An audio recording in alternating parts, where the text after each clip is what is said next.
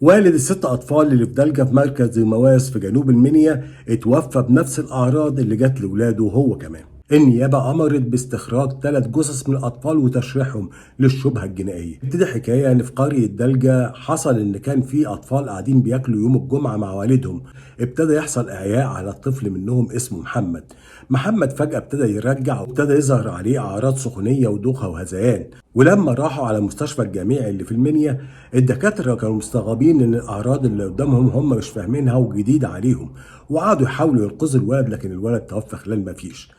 خدوا الولد ورجعوا عشان يدفنوه، اتفاجئ ان في 3 كمان من اطفاله هم كمان جات لهم نفس الاعراض، ريم 9 سنين، عمر 7 سنين، واحمد 5 سنين. بعد ما راحوا المستشفى الدكاتره تبكوا اكتر، ما هم مش عارفين يعملوا ايه ولسه شايفين حاله اخوهم جالهم من كام ساعه وتوفى.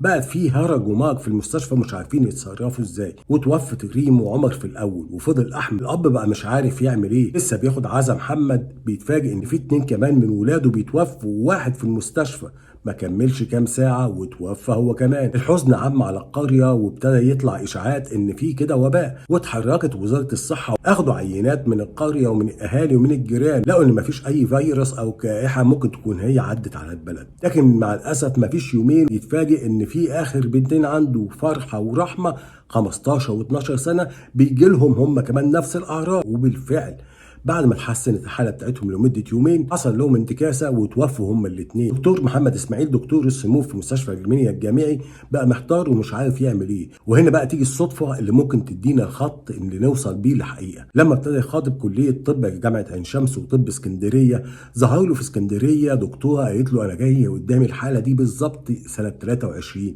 لواحده كانت جايه تنتحر وكان معاها ماده، والماده دي جديده علينا واول مره نتعامل معاها، وهي فعلا بتسيب نفس الاثار دي. والماده دي مبيد حشري واسمه العلمي كلوفينابير، وعلى مستوى العالم كله مش قادرين لسه يلاقوا ترياق لهذه الماده المسممه، بتعمل خلل في الوظائف والخلايا العصبيه، بمعنى اصح بتقطع الطاقه عن الخلايا العصبيه بتاعت الجسم، وده كان على كلام الدكتور محمد اسماعيل، وبتضرب اول حاجه خلايا المخ، فبالتالي بتدمر كل اجهزه الجسم. وعلى شهاده الولاد لما سالوهم في المستشفى انتوا اكلتوا ايه، قالوا لهم احنا اكلنا خضار ورز ولحمه.